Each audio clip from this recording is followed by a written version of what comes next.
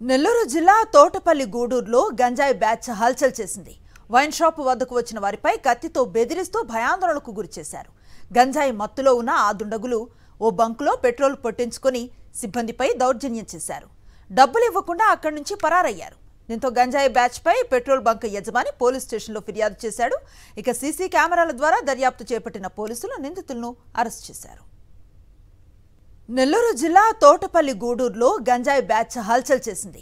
Wine shop వద్దకు వచ్చిన వారిపై కత్తితో బెదిరిస్తూ భయాందోళనకు గురిచేశారు.